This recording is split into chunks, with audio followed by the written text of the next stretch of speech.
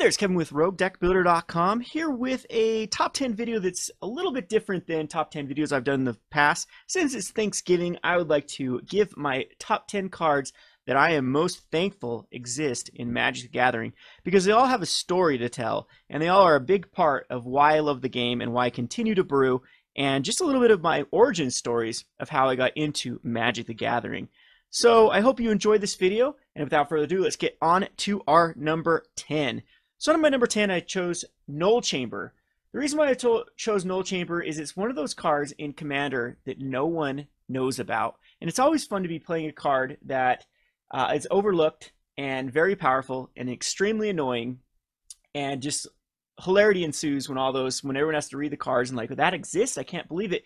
And it's one of those good feelings when you play a card and everyone's like, man, I need to pick that up now too for my deck. And this one, Null Chamber, is the perfect example of that. Null Chamber says you and target opponent each name any card except a basic land, and those cards cannot be played. So basically, this is the double Nevermore card. It's also a very political card. It's something you make you can get backstab. They can actually name your commander or name a card that you want to be playing. But what you do with this card is you try to make an ally in Commander. And the best way to do is if there's two commanders on the field that everyone cannot stand, you name those two, and they get locked out until Null Chamber is dealt with. And I highly suggest people actually give this card a whirl in Commander, as it can be used for a ton of different settings. There's other players that will play like these one-trick pony cards like Laboratory Maniacs and Enter the Infinite type combos, and Null Chamber is a perfect answer for those type of things. So Null Chamber is just one of those cards that I was surprised wasn't being used. I found out that it existed, and now I'm having a ton of fun being one of the only players I know that actually plays this in an EDH deck. I mean, if you actually go check out EDH Rec, there's less than 50 or less than 100 known decks that use the Null Chamber. On to my number 9. Number 9 has a special place in my heart for a different reason. It is actually a very powerful card, and it was just one of those times that I was able to identify that there was going to be a switch in the meta after rotation, because there was just cards that were keeping down a particular strategy. And this card was Hellrider. At the time, Delver of Secrets and Vapor Snag type decks, and Infect, I would say, too, was on that list, and there was also a Zombie Pod deck. Those were the three decks that basically dominated the meta, and Hellrider was just unplayable because of Vapor Snag, and all the other cards just had a lot of ways to deal with it. And so, but right on the fringe was this mono red aggro deck that was pretty much there, but not quite there. It was competitive, but not quite on the Delver level. And Hellrider was a 4-of in that deck. And at the time, it was going for 50 cents a piece. And I decided that I'd make a move. And this is really before I speculated to I used to be before smartphones existed. I was just one of those persons who would go from group to group. So I'd go to the casual players and trade them casual cards for competitive cards, and then go to the competitive players and trade them competitive card for casual cards, and just rinse and repeat all day long. I was kind of like the middleman, but I never really speculated. It was all still based upon value. The competitive players would value competitive cards higher than casual cards, and casual cards would value casual cards better than competitive cards. And it was just that my knowledge of value, how much those are worth to the separate groups, that made me a pretty good power trader. But Hellrider was the first time I really dabbed into speculating. So I picked up tons and tons of copies of Hellrider at 50 cents a piece. And sure enough, right after rotation occurred from Scars of Mirrodin, then one of the first decks out the gate in the new Return to Ravnica Innistrad block was a mono red aggro deck running 4 Hellriders, and this card got up to like $12. I think I sold out at $8 and had no problems trading them back to a lot of the people that actually traded them from.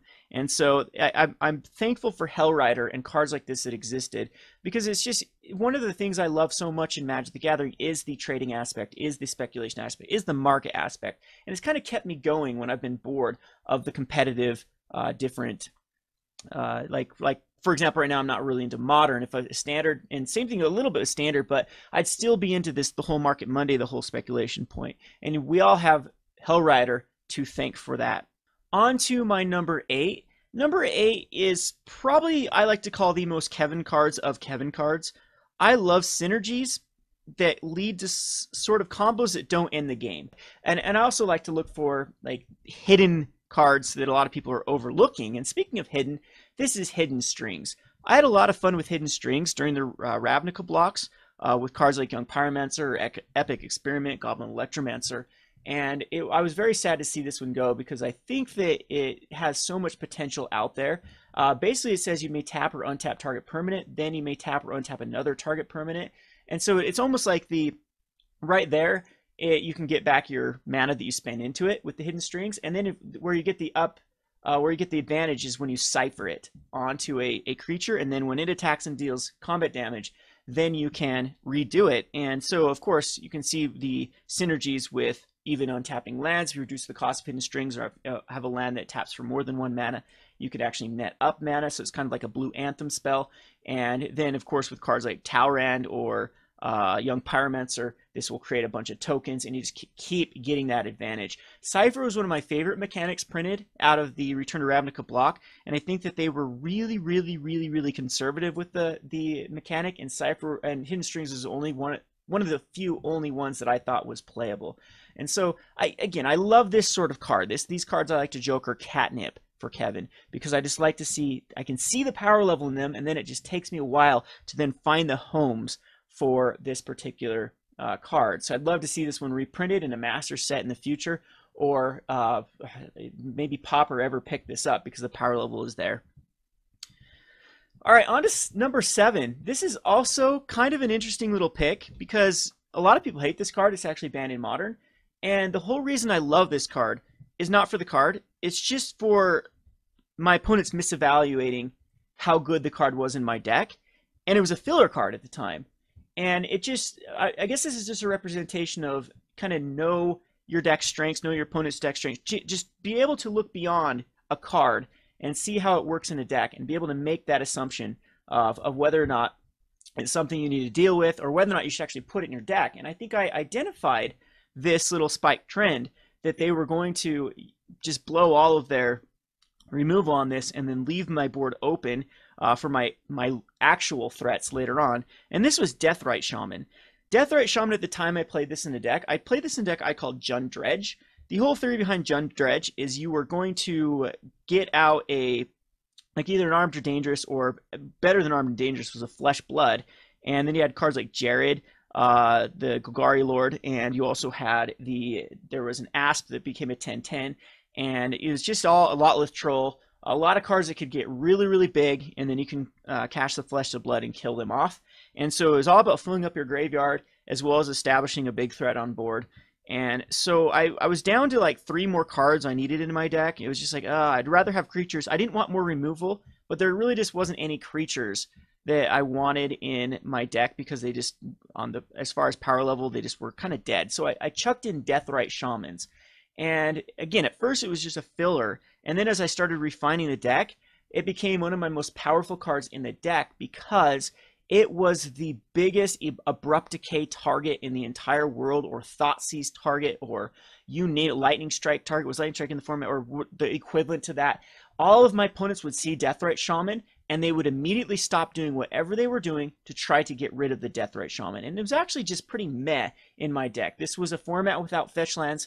This was a format where I did have some dredge, but I actually didn't want to kill any of my own creatures in the graveyard. And so the best I could really hope for Deathrite Shaman is maybe find a land in the graveyard, maybe ramp up, maybe use its ability to have each opponent lose 2 life. But the true value of this is just how many times first turn Thoughtseize, Packrat Thoughtseize was a huge part of the meta at the time. They would take a Deathrite Shaman, they just rip it out of my hand when it was such a useless card because they were so familiar with how much of a powerhouse this card was in Modern. And it's just, it was one of those times that I felt like I was outsmarting, outplaying my opponents just by including this in my deck. So it went on to I almost won another PTQ. It would have been my second PTQ win. At that point, I hadn't even played in many. I think it was my 3rd PTQ ever. My first PTQ I'd won was Soul Sisters. My second PTQ I'd almost topped 8, and then it was my third top 8, or my second top 8, 2 out of 3 of my PTQs, and it really boosted my confidence because I don't know, I've always had something to prove. I always thought I was a decent brewer, but if you run on YouTube for quite some time, Just go check out my last video I did for Gathering Magic. It's just, oh, you're the most awful player ever. You suck. You're just lucky. You got lucky here. And then, of course, I start to think back at some of the moments. Oh, I was extremely lucky for a top deck there. Maybe people are right. Maybe I'm a crap player. And I don't know. Deathrite Shaman was the first time I felt like I was when I was playing this John Dredge deck, that I'd picked the right deck in the meta, that I'd picked the right reasoning, that I was playing better than my opponents, and it was just a wonderful feeling just to validate that I could be a good player, I could play at the top level. And so Deathrite Shaman, for that reason, makes my top 10 list. Speaking of cards that required a good validation, which I think that was the whole key to my success over other people playing the archetype, was Auriok Champion. I give Auriok Champion probably all of the credit for my Soul Sisters being a deck that not only won me a PTQ, but had me go infinite during when Delver and Burn were huge parts of the metagame for Modern. And also just a lot of the success that I've had with Soul Sisters is Auriok Champion. And I've argued till I'm blue in the face with other Soul Sisters players about the power of Auriok Champion. This is the card that gives you the good burn matchup. This is the card that gives you the good Jeskai control matchup, or the Jund matchup, or even Abzan or Death Shadow or Delver. All of those it's all about Auriok Champion, because this card is so miserable to deal with when Lightning Bolt and Fatal Push are the removal of choices, or Electrolyze. So Lightning Helix, it just dodges so many of the cards in Modern right now. It also gives you a blocker for the Grimlock Angler, for the Tassiger, for the Death Shadow, forever. And it's miserable for them to try and remove the Auriok Champion. And so it gives you the time to then set it up.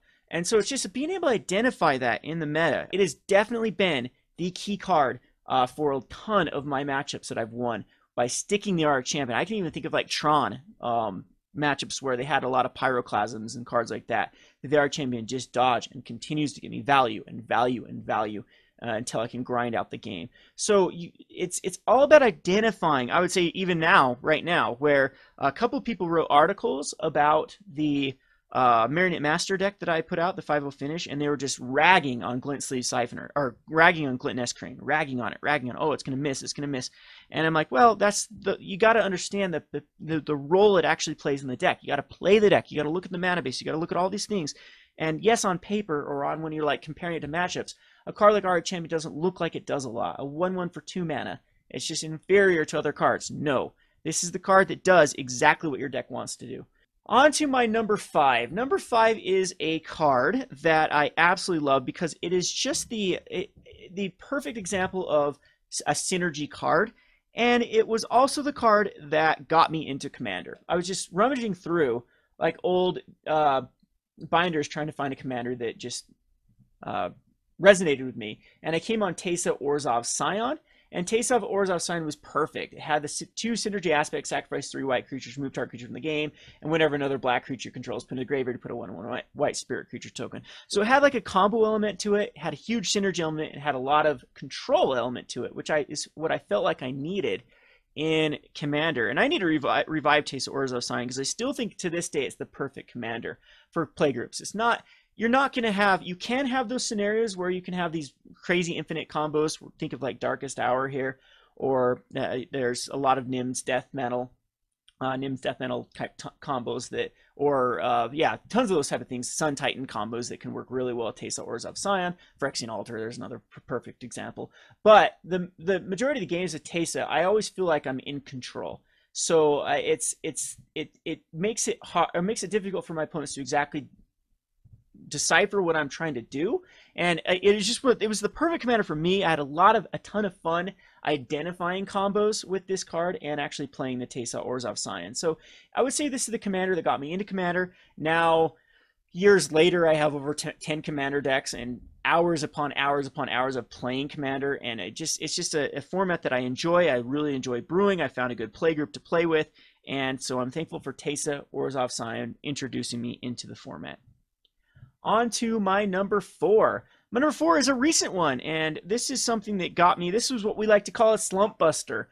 I was, if you might notice, I would say 3 months ago to 9 months ago. So the 6-month block, you might notice that the Kevin on RogueDeckbuilder.com, even though I was still doing videos, my heart wasn't in it. I just was everything. I was not interested in Modern. I wasn't interested in Standard. Magic was just ended up being like a grind to me. I just didn't have that lust for it that I used to until Marionette Master. Started brewing around with Marionette Master. And again, this card is the perfect synergy card. I did have some fun with it with Crypt with Right, but it's been this God Pharaoh's Gift and a few other Throne of the God Pharaoh type decks that has just got me back into brewing, and you got to thank Marionette Master for it. This card just screams brew around me. Fabricate 3, so puts either 3 servos or 1/1 counters, and this is the card that I would say is the most difficult to choose because both options are awesome for what it wants to do. It's not just this, there's a lot of the servo ones that you're like, oh, I'm going to put the +1s in counters, or oh, I'm definitely going to make the servos. This is the one where you have to make a lot of decisions, and in the game, there will be times when you do both. And it's just I've a lot of fun with this in even Commander. It's gone in a King Makar deck as my finisher, where you stack a bunch of artifacts. I know a lot of Brea decks love this card in their Commander decks too. And this is one of the, I think, the best designed cards, fair too, at 6 mana in Magic the Gathering at the moment. So you know, it was established in the set too that there wasn't a lot of fairness, energy, and more the artifact based cards. So it's been outshadowed in Kaladesh, but I think this is the true gem of Kaladesh. On to my number 3. Number 3 has a very special place in my heart because I think this was the first card that really got me into brewing, especially when metas were oversaturated with certain decks, and I felt like it came up with something more original that did quite well. And it was just an incredibly fun card to try to figure out the right number of pieces to put in a deck and exactly how to build it. And this was Oversold Cemetery. Now, Oversold Cemetery is kind of an obscure card. It was back during, I think I played this during Onslaught and when the Mirrodin was legal. It says, at the beginning of your upkeep, if you have 4 more creature cards in your graveyard, you may return target creature card from your graveyard to your hand. So this was all about a creature value deck. So you wanted to find as many creatures in the graveyard as possible to get to that 4 count, and then start having a value creature you can play every turn. So there was a morph card that gave everything Native X. Native X was at Bane of the Living. There was a few cards like the Viridian Zealot that you could rinse and repeat to destroy artifacts. That was pretty big in the format at the time. I think, was Eternal Witness there, or there was a card very similar to Eternal Witness at the time that could just get you a card back from your graveyard. And then there were a bunch of other cards. I believe there was like Phyrexian, the Overlord or Plague Lord. It was there too, that you could sacrifice creatures to get them back in the graveyard. And it was just my very first experience with a graveyard value. So Oversold Cemetery would be the card that I would say got the gears turning. It wasn't until Oversold Cemetery that I really made it a goal of mine to create my own brews, my own particular thing, and see how competitive I could get with them. And this was the first successful brew that I think I ever really had that I could say that was competitive. So Oversold Cemetery is, usually it's the top of my list for videos like this, but it's definitely one of those cards that got the whole rogue deck builder going. On to my number 2. Everyone has a top deck story, and this is my top deck story. And it's also not just because I top decked this card, but it's another card that I believe this is the first time I got showcased by Wizards for their deck of the day. But we'll talk about both of those instances. So this was Immortal Servitude. Immortal Servitude was a card that I was already X1 and 1, and I couldn't lose another game to not get into top 8 at my very first PTQ. So the very first PTQ I played Soul Sisters, and my last match was versus a Jeskai control deck, a Geist of St. Traff control deck, and it was we were on a match, our game number 3, and I was just getting flooded and flooded and flooded. I think all 4 of my Squadron Hawks were in the bin. I had a bunch of Auriok champions that were already in the graveyard from Engineered Explosives or something like that. And I needed a top deck only Immortal Servitude. That was the only card that would get me back in the game. And lo and behold, off the top of my deck, it was the last draw before I was going to take lethal next turn. I top deck Immortal Servitude, and I'd already gone through like Snapcaster, Cryptic Command a bazillion times. My opponent did have mana up, and so I just kind of slammed the Immortal Servitude like that. Just like, does it hit? And it hit, and I gained like 30 life because everything sees itself, and end up winning that match on my opponent. Then just couldn't come back from the amount of this game had gone on and on and on. And so that was my top deck story with Immortal Servitude. So this is the card that got me into the top 8. And then after the top 8, I was able to win out and get my very first and only Pro Tour invite. On the back side of it, Immortal Servitude became a pet card of mine, and I brewed a lot of decks around this Immortal Servitude. And one of them was just a Sultai value deck with Immortal Servitude trying to get 2 drops back. So cards like the Blood Artist and Snapcaster Mage. Snapcaster Mage is really good with Immortal Servitude because you could actually have one in your hand and then flash back the Immortal Servitude and get a lot of value out of it. And it was just, I was these sort of cards ever since then. So then we had Rally of the Ancestors, we had Return to the Ranks, we had the Mark, or what's the one that brought back Allies. Whenever a card is printed like Immortal Servitude, I'm always going to try to find a home for it. So it's the perfect brew card for me because, again, it does have that combo feel to it, but a lot of the games you don't need to rely on the combo. It just ends up being a value card. It doesn't win the game. And this is the perfect card. I like these X mana spells. I like these definitely these cards you have to brew around to make them good. And Immortal Servitude is my number 2 pick for that. Now, number 1, this is no surprise. If you are a fan of the channel, you know how much I love this card because it got the Rogue Deckbuilder started. It actually led to the name Rogue Deckbuilder. It got me, it put the chip on my shoulder for something for me to prove, and really ended up starting the YouTube channel, and all else is history from there on. This is Chancellor of the Tangle. Chancellor of the Tangle was a card when it was printed that no one cared about. It was just kind of one of those cards. It's like, if you have any open your hands, sure, it's good, but the 6/7 reach, vigilance reach body for 7 mana doesn't justify the ability for it to ramp you up that first turn. I was there to prove them wrong. And at the time of the meta, there was a deck called Wolf Run Ramp. It was by far the number 1 deck. It utilized Primeval Titan, Keswick Wolfrun, and Inkmoth Nexus. For just value, if you dealt with the Primeval Titan, at least the ETB effect would go get the Inkmoth Nexus and the Wolfrun, whatever it's called, Keswick Wolfrun, and then they could kill you with Infect. And it was just value city with the deck. It was very good against aggro decks because they couldn't beat, a lot of the decks couldn't beat Slagstorm, or they tried to wall up with Solemn Simulacrum in the format. There's a few cards they tried to wall up with. And then it was also good versus control because you had access to a manland. And manlands, a lot of times, are control's worst nightmare, especially if you have 2 lands that can end the game on 1 or 2 swings. So it was just dominating the meta. And this was at GP Salt Lake the day before, on the Fridays before they get the tournament going. There are things called grinders, which if you win out a grinder, it's either a 5 or a 6-man tournament or 6-round tournament, single elimination. You get 3 buys to the Grand Prix.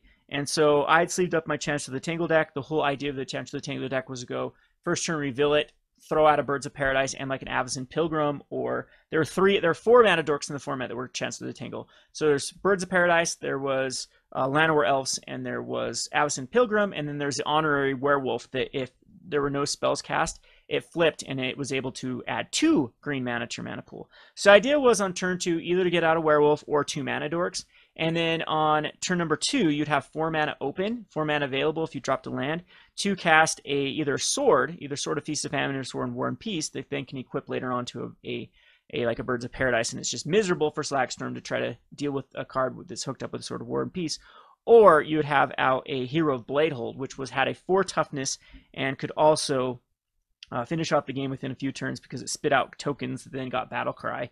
And it was just miserable for Slagstorm or Primeval Titan to deal with a deck like this. Also had some other Planeswalkers. Garrick in here would be able to add a lot of value, and it was just a really fun deck when the scenario worked out. What I also liked about Chancellor of the Tangle, that reach and 7 toughness was very relevant. So sometimes when you didn't even have the combo, you would actually race out a Primeval Titan, and Chancellor of the Tangle just kind of blanked Primeval Titan until they could Wolf Run it.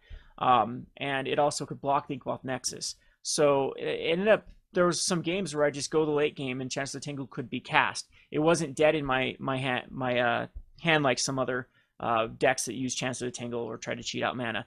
It was just basically, if it wasn't even opening your hand, it was the deadest of dead cards. So it was a fun little deck. Ended up winning the grinder, and it was round number 2. I was going against the Keswick match. And I think it was the only Keswick I actually played that entire day. I ended up beating there was like a Tezzeret deck. There were a lot of Esper control lists. There were a lot of even Delver at that point. You still had to beat the Delver decks. And the deck was solid against all of zombies, a lot of zombies at that time. and it was solid versus all of them. So it wasn't just a one-trick pony against one deck. But in match number 2, or match number 2 or 3, there was my opponent, and I got the scenario Chancellor Tangle into Hero Blade to go game 1. He kind of huffed it off like, oh yeah, you're not gonna get lucky game 2 and 3. Cute little combo, but it's not gonna happen. Game 2, same thing. I got out off the Hero Blade hold. He slag stormed my board away. The Hero Blade hold is still there, and it won the game within a few turns. And he was so mad. He was so mad at me for playing a deck that, quote, couldn't win. There's no way that I was going to win the grinder. I just wasted his money. I just wasted my money, and it was an expensive little tournament. It was like at least like $25 or $30 for these grinders, and the prize support was awful. It was like only the winner got prize support, and it was like half a box. It was terrible. This was the biggest money suck ever. It was just preying on people that wanted those 3 buys at the Grand Prix. So he was upset because he felt like there's no way I was going to be able to win this, so I just wasted everyone's time and money. And lo and behold, I went on to winning the match, or winning the entire grinder, getting my 3 buys, and it just stuck with me, the term rogue deck, because he said, have fun losing your next round with your stupid rogue deck. And it was the first time I really heard the term, and it just stuck with me. It just rolled off the tongue, and after that I called myself the rogue deck builder to beat up on the salty spikes. And it took me about a year to finally commit to making a YouTube channel, but the name stuck with it, and just the story stuck with it, and just the experience stuck with it. And it's just been a hobby of mine to make these salty spikes rage when I beat them with a deck they feel like shouldn't be played at a tournament. Now, we're still in a pretty big spike culture. I hear that still happens. I hope the reverse doesn't happen. To all you roguers out there, quit complaining about net decks to your opponent. There is nothing against the law or the rules or etiquette to play a net deck. You can be as miffed as you want, as annoyed like I am of playing energy after energy after energy, but you should never take it out on the player. It's not their fault that a strategy is better than a strategy right now, or it's just the smart thing to do to run a net deck. I wish there would be more rogue deck builders, more brewers, but at the same time, we don't get there by trying to berate and bully and belittle people for playing the way they like to play Magic. You should be able to play Magic any way you want. A Timmy should be able to play their Timmy deck at a Pro Tour or a Grand Prix. A Rogue, of course, should be able, Johnny should be able to play their crazy combo deck wherever they want. Everyone can play Magic the way they want to play. Ultimately, the ball rests in Wizards' court. It's Wizards' duty to keep the meta healthy. If there's ever a problem, if there's ever a storm in your format, that's Wizards' fault, not the players for playing the deck. It needs to be them for policing their own game. It's not right to try to etiquette police. So anyway, Chancellor the Tangle will always have a special place in my heart. I know that I'll make more lists in the future like this, but I think this is always going to be the number one card for me, because it is the card that started everything. Hope you enjoyed this list. If you have a list of your own of top 10 cards you were thankful for, make a response video and I'll link it, or just in the comment section. As always, this has been Kevin with the Rogue Deck Builder. Thanks for watching.